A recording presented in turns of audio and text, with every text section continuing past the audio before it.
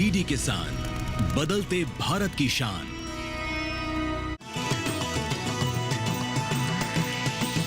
DD किसान, बदलते भारत की शान।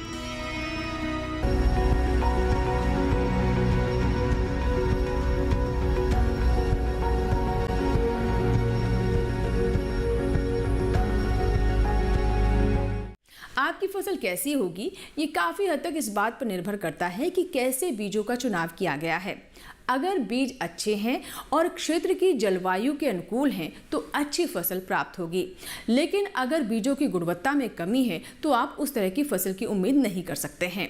हाल ही में पूरा मामला काफ़ी ज़ोरों शोरों से उठाया गया था। जी हाँ, नकली बीज, खाद और उर्वरकों को लेकर यहाँ पर कृषि मंत्री शिवराज सिंह चौहान जी ने भी कड़ी प्रतिक्रिया दी थी।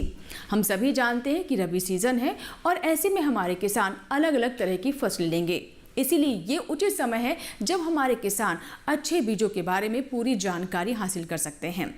हमारे देश में प्रमाणित बीजों को लेकर कई तरह के संस्थान हैं जिन पर हमारे किसान आंख मूंद कर विश्वास कर सकते हैं। नमस्कार, स्वागत है आपका कृषि विशेष में। मैं हूं अंजू सिंह। तो आज के कृषि विशेष में हम बात करेंगे कि कैसे हमारे किसान प्राप्त करें गुणवत्ता युक्त बीज।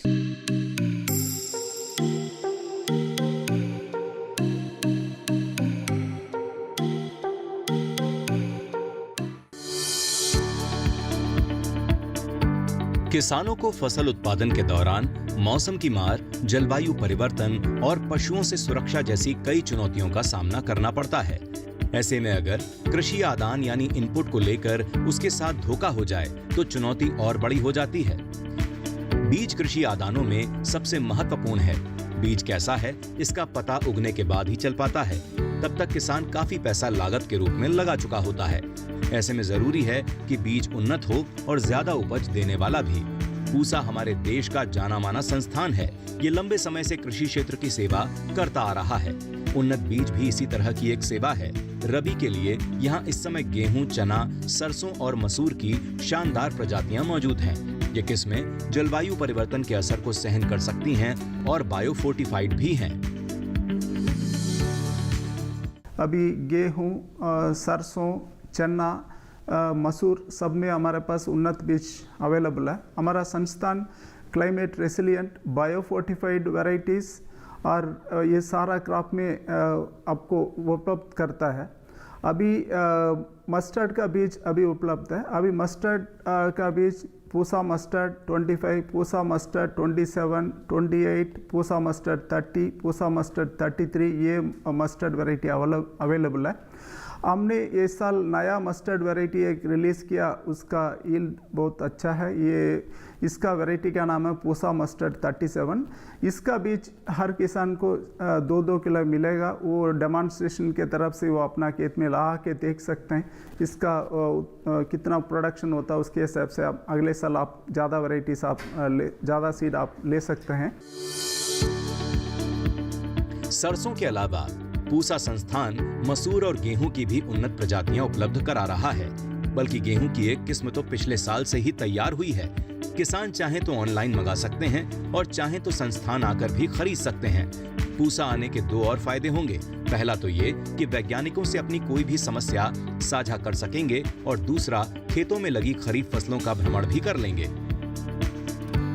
अभी लेंटिल का सीड अवेलेबल है। मसूर का सीड ये 4717 है। ये आयरन फोर्टिफाइड लेंटिल है, ये अवेलेबल है। उसके अलावा लेंटिल में 4727, 4729 ये दोनों का बीज भी अवेलेबल है।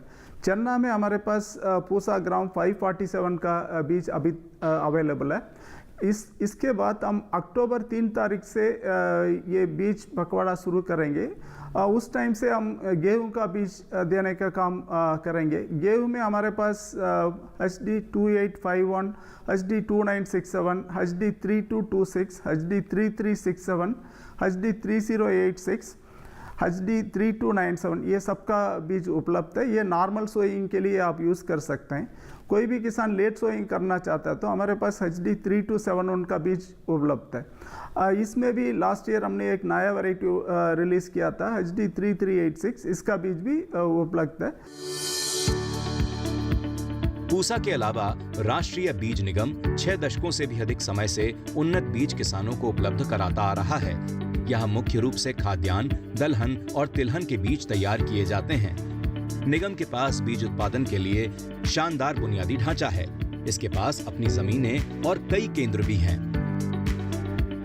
राष्ट्रीय बीज निगम का मुख्य कार्य है उत्तम किस्म का बीज को उत्पादन करना और उसको लेके किसान का पास में पहुंचाना और उसको ठीक दर में, ठीक मूल्य में, अच्छा जो कि किसान को अफोर्डेबल होता है ना, जो दे पाएगा, इसी मूल्य में उनको देना है। वो देने से क्या होगा ना, किसान भाइयों बहनियों वो हमारा बीज को उत्पादन करके यथेष्ट लाभवान होंगे। तो हमारे पास 22,000 हेक्टेयर जमीन 5 फार्म है। राजस्थान में 3 फार्म है, सरदारगढ़, सूरतगढ़, जेठसार और हिसार में एक है हरियाणा में और कर्नाटक में रायचूर में। टोटल हमारा जो है लैंड है, जो ज़मीन है वो 22,000 हेक्टेयर। इसी ज़मीन में हमने बीज प्रोडक्शन करते हैं, उत्पादन करते हैं। राष्ट्रीय बीज निगम लगातार प्रगति कर रहा है। उसने अपने नेटवर्क को मजबूती दी है। यही वजह है कि अब निगम की पहुंच देश के लगभग हर जिले तक हो गई है। बीज उत्पादन के मामले में भी निगम ने लंबी छलांग लगाई है। पिछले साल 22 लाख क्विंटल बीज का उत्पादन करके नया कीर्तिमान स्थापित किया गया। अभी हमारा जो आउटलेट है, प्राय हमने एक नेशनल सीड कॉर्पोरेशन सर्वस्पर्शी सर्वव्यापी कंपनी हो गया है।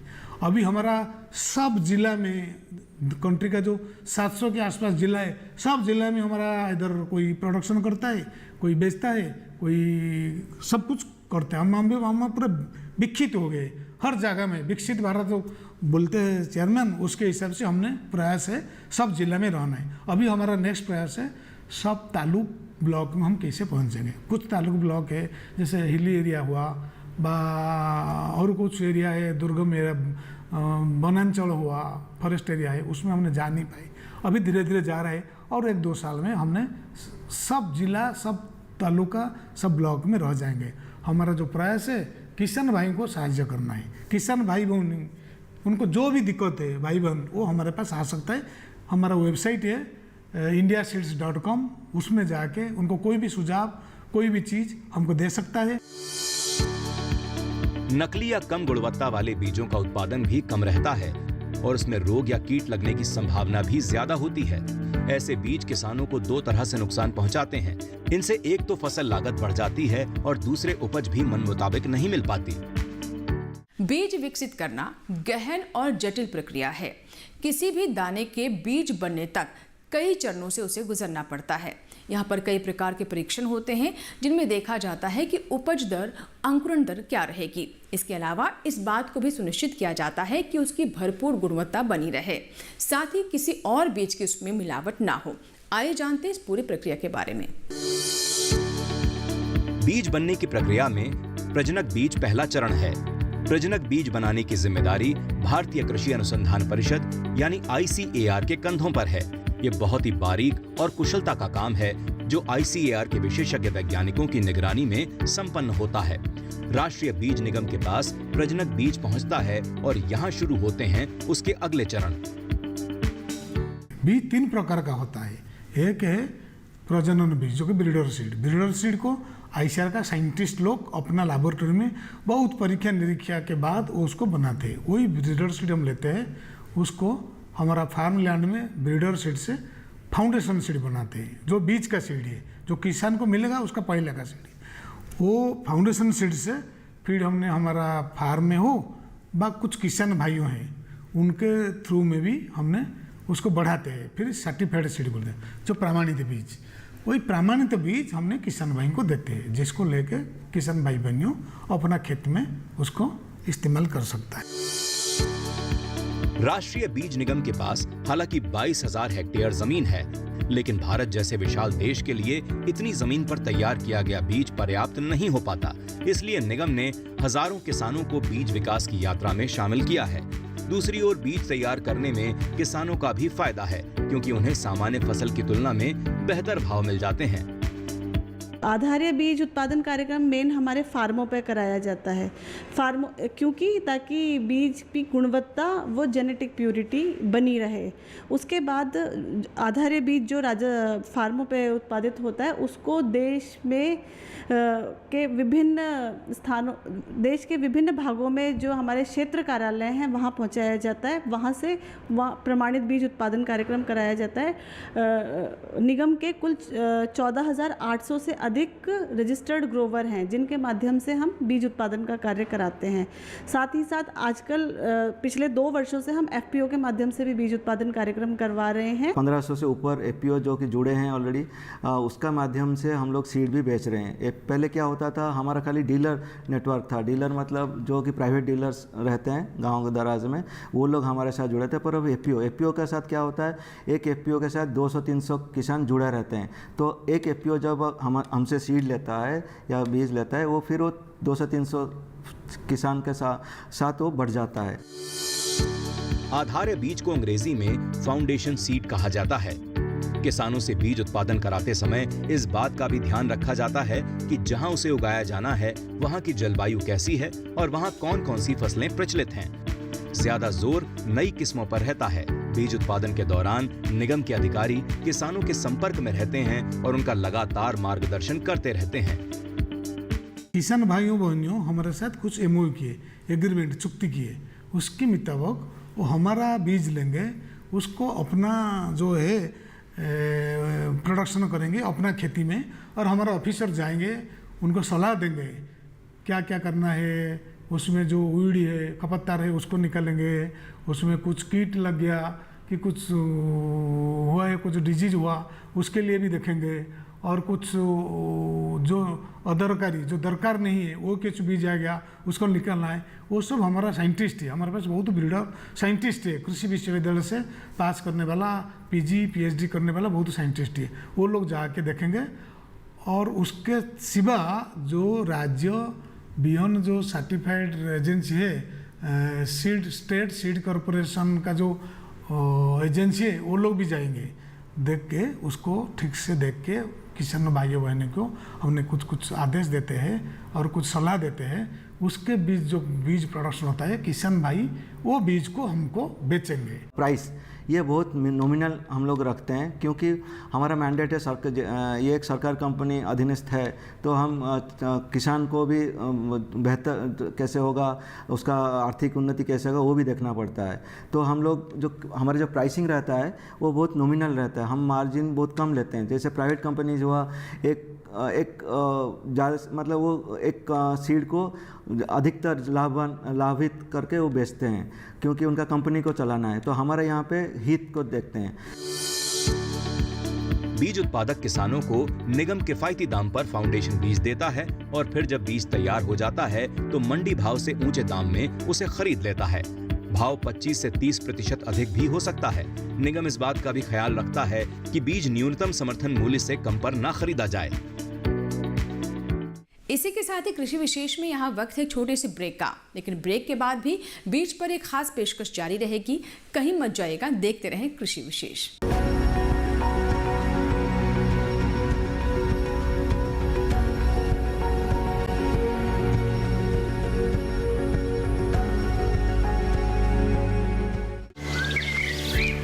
पता है, कल जो है मेरे घर पर NSO के अधिकारी आए थे।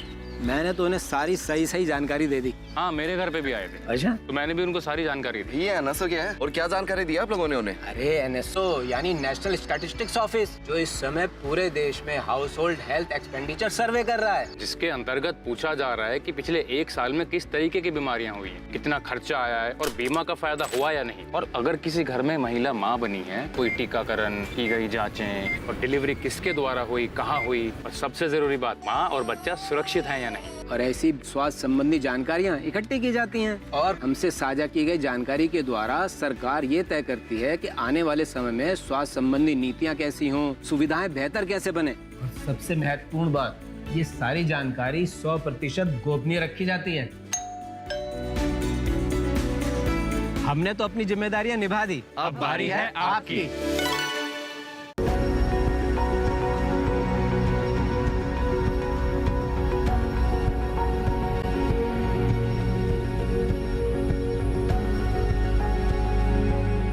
ब्रेक के बाद आपका स्वागत है। आप देख रहे हैं कृषि विशेष। आज के कृषि विशेष में हम बात कर रहे हैं बीजों के बारे में। बीज विकसित करना बहुत ही जिम्मेदारी और गहनता का काम है। निगम के पास कई तरह की प्रयोगशालाएं हैं जहां पर तमाम बिंदुओं पर ध्यान रखा जाता है ताकि अच्छा बीज हमारे किसानों तक पहुंचे। इसीलिए एक एक बीज गहन परख के बाद किसानों तक पहुंचाया जाता है। आइए जानते हैं इसके बारे में और विस्तार से। किसानों तक बीज पहुंचने से पहले के चरणों में गुणवत्ता परीक्षण जरूरी है। सभी परीक्षणों में खरा उतरने के बाद ही उसे प्रमाणित माना जाएगा। शरीफ आलम राष्ट्रीय बीज निगम लिमिटेड में गुणवत्ता नियंत्रण अधिकारी हैं। वो उस प्रयोगशाला का हिस्सा हैं जहां बीजों की गुणवत्ता परखी जाती है। यहाँ इनका काम हर एक बीज की गुणवत्ता जांच करना है, खास तौर से भौतिक शुद्धता की। भौतिक शुद्धता में हम सबसे पहले सैंपल को लेते हैं और उस सैंपल को डिवाइड करते हैं सीड डिवाइडर के थ्रू। सीड सैंपल ये सैंपल को सबमिटेड सैंपल को डिवाइड करके वर्किंग सैंपल में कन्वर्ट करता है। वर्किंग सैंपल से फिर हम प्योरिटी टेस्ट करते हैं। इसमें से हम एक एक सीड को जांच करते हैं कि इसमें कोई वीट सीड तो नहीं है, कोई अदर क्रॉप सीड तो नहीं है या इनर्ट मैटर तो नहीं है। उनको जो है इसके थ्रू, मशीन के थ्रू निकालते हैं और ये स्पैचुला होता है हमारे पास, चिमटी होता है, मैग्नीफायर ग्लास होता है, जिसके थ्रू हम डिवाइड करके एक एक बीज की जांच करते हुए उसको सेपरेट करते हैं। सेपरेट करके उसका वज़न करते हैं। वज़न करके फिर हम देखते हैं कि ये कितना ग्राम तक है। इसके बाद फिर हम उसका कैलकुलेशन करते हैं। कैलकुलेशन करके हम भौतिक शुद्धता निकालते हैं कि इस बीज लॉट में भौतिक शुद्धता कितनी है। बीज के अंकुरण यानी जर्मिनेशन भी बहुत मायने रखती है। कई बार किसान जो बीज बोते हैं उनकी अंकुरण दर कम रह जाती है। जाहिर है इसका सीधा असर उपज पर पड़ता है। यही वजह है कि बीज विकास के चरणों में अंकुरण परीक्षण का विशेष महत्व है। राष्ट्रीय बीज निगम ये काम पुटिंग सेक्शन में करता है। इस सेक्शन में बीज को एक उचित मीडिया में रखा जाता है। यहाँ बीज को वही परिस्थितियाँ दी जाती हैं जो उसे खेत में मिलने वाली हैं। इसमें हमने क्या लिया है, एक हमने वैक्स पेपर लिया है।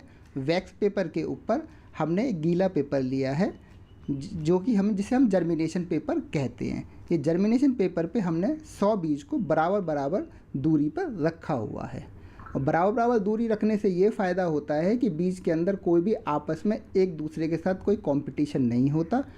जब बराबर बराबर बीज रख देते हैं फिर हम इसको करेंगे फोल्ड। फोल्ड करने का जो तरीका है आपका ये लिया, हमने इस तरह से इसको फोल्ड कर दिया। फोल्ड करने के बाद हम इसको वैक्स पेपर से फोल्ड कर देते हैं और फोल्ड करने के बाद हम इसको जर्मिनेशन चैम्बर में रखते हैं। जैसा कि बीज हमारा खेत के अंदर रहता है, ज़मीन के नीचे रहता है, इसी तरीके से इस बीज को अब हम रखेंगे अपने जर्मिनेशन चैम्बर पे। बीज खेत के अंदर जो हमारी आर्द्रता जो होती है, मॉइस्चर जो होता है मिट्टी का, वो करीब 70 से 80% होता है। ऐसा ही मीडिया हम यहाँ पर अपनी लैब में प्रोवाइड करते हैं और उसके बाद हम इसे 14 से या 21 दिन के बाद खोलते हैं और खोल के चेक करते हैं कि 100 बीज में से हमारे कितने बीज अंकुरित हुए। दीप्ति अग्निहोत्री भी गुण नियंत्रण विभाग में काम करती हैं। इनकी जिम्मेदारी भी अंकुरण की गुणवत्ता से संबंधित परीक्षण करना है। हमारे देश में फसलों के 2 बड़े मौसम हैं, रबी और खरीफ। दोनों मौसमों की फसलें अलग अलग होती हैं, इसलिए निगम ने हर मौसम के लिए अलग अलग जर्मिनेशन सेंटर स्थापित किए हैं। हमारी लैब में 2 जर्मिनेशन चैम्बर हैं। एक खरीफ की फसलों के लिए जिसका टेम्परेचर जो है लगभग 30 डिग्री है और एक रबी की फसलों के लिए जिसका टेम्परेचर 20 डिग्री है। इन जर्मिनेशन चैम्बर में जब हम जर्मिनेशन शीट को पर्टिकुलर ड्यूरेशन के लिए रख देते हैं तो वो फसल की ड्यूरेशन, सब फसलों की ड्यूरेशन एक जैसी नहीं होती। किसी को 7 दिन के लिए रखा जाता है, किसी को 14 दिन के लिए रखा जाता है और किसी को 21 दिन के लिए रखा जाता है। अब जिसकी ड्यूरेशन 7 दिन के बाद ख़त्म हो जाएगी उसके बाद हम उसको जर्मिनेशन चैम्बर से निकाल लिया जाता है, उस जर्मिनेशन शीट को, और उसके बाद उसकी काउंटिंग की जाती है जर्मिनेशन शीट के ऊपर और उसमें से चेक किया जाता है कि बीज मानकों के अनुरूप है या नहीं है। अगर वो मानकों के अनुरूप है, जिसमें मानक हमारे जो मुख्यतः मानक हैं वो है जर्मिनेशन और प्योरिटी, मॉइस्चर और सीड हेल्थ। अगर ये चारों मानकों में अनुरूप है जर्मिनेशन के अलावा, तब उसके बाद उसको पास माना जाता है और उसको किसानों को वापस भेज दिया जाता है। गुणवत्ता नियंत्रण का एक और चरण जेनेटिक प्योरिटी है। इस परीक्षण में यह देखा जाता है कि जो बीज तैयार किया गया है वो आनुवांशिक रूप से कितना शुद्ध है।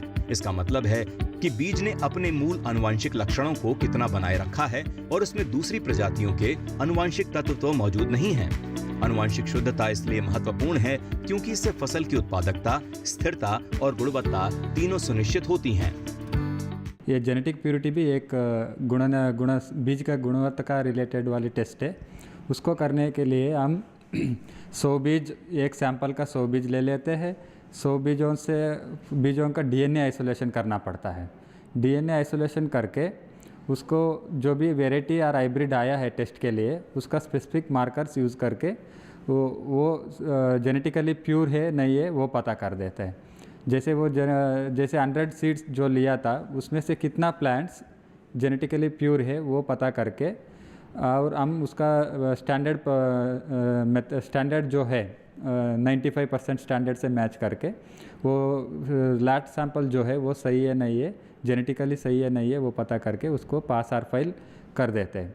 जैसे सारे क्रॉप्स में जो भी हाइब्रिड्स है जनरली 95% जेनेटिक प्योरिटी आना होता है।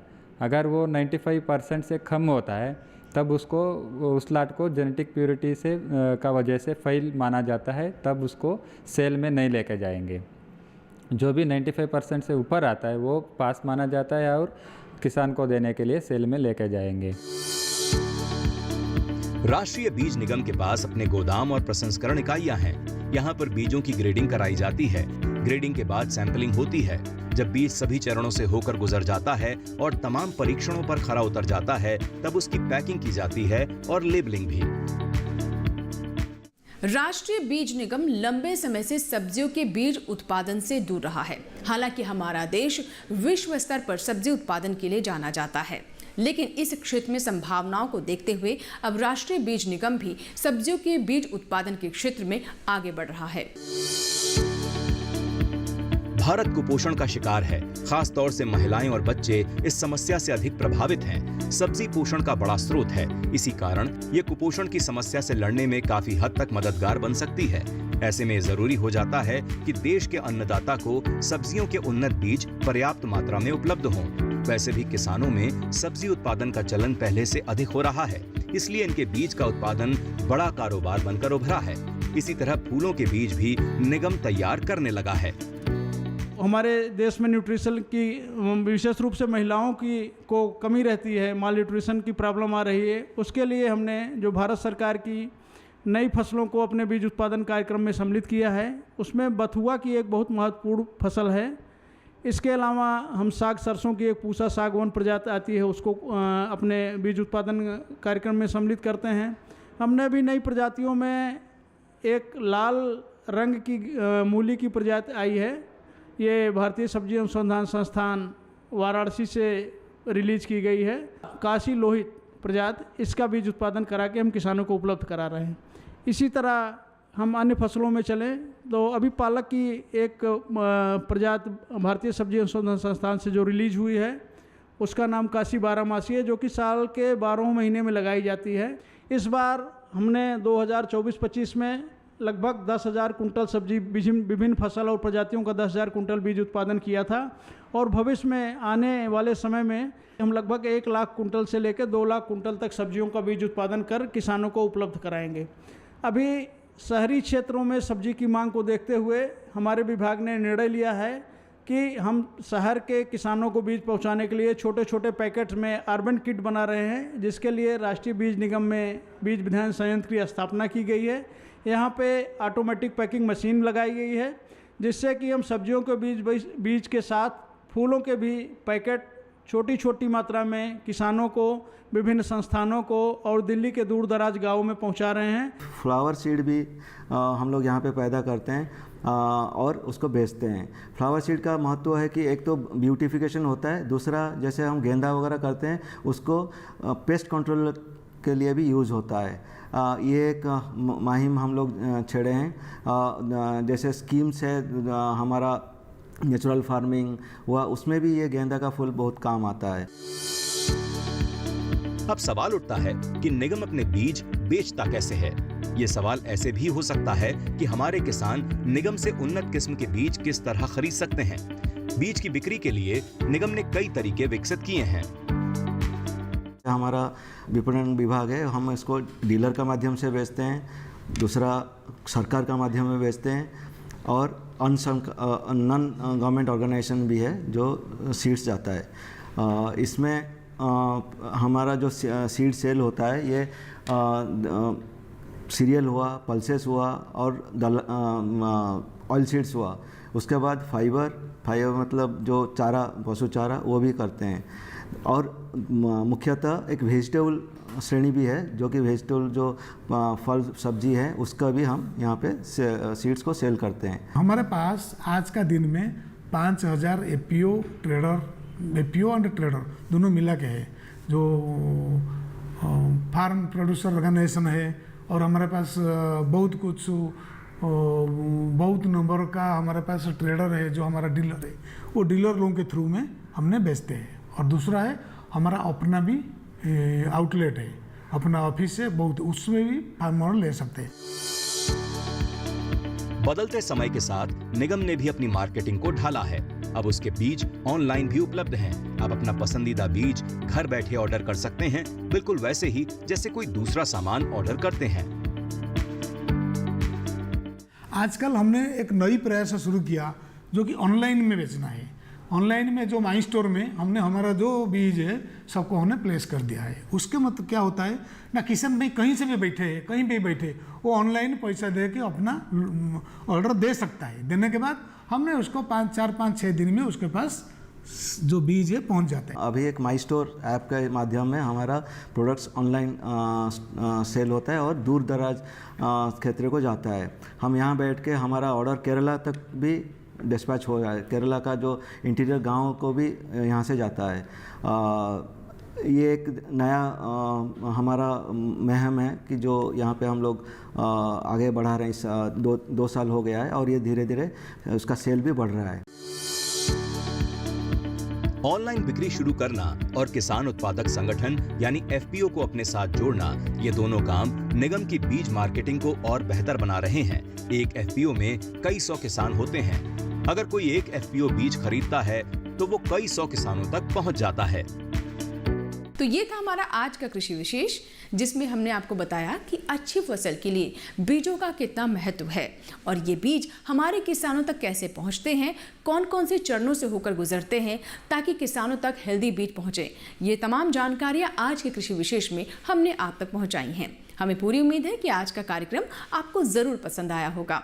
अगर आपके कोई सुझाव है या फिर आप चाहते हैं किसी और विषय पर भी हम कृषि विशेष लेकर आएं, तो आप इसकी जानकारी हमें ईमेल कर या फिर पत्र लिखकर दे सकते हैं। हमारा ईमेल आईडी है krishivishesh158@gmail.com। पत्र लिखने के लिए हमारा पता नोट कर ले। हमारा पता है कृषि विशेष, कमरा number 59A, CPC, Doordarshan, Khelgaon, नई दिल्ली 110049। आपके ईमेल्स और आपके पत्रों का हमें इंतजार रहता है। आपके सुझाव हमें कृषि विशेष को और बेहतर करने में मदद भी करते हैं। कृषि विशेष के अगले अंक में एक और विषय की पूरी जानकारी के साथ फिर होगी आपसे मुलाकात। तब तक आप बने रहें दूरदर्शन किसान के साथ। नमस्कार।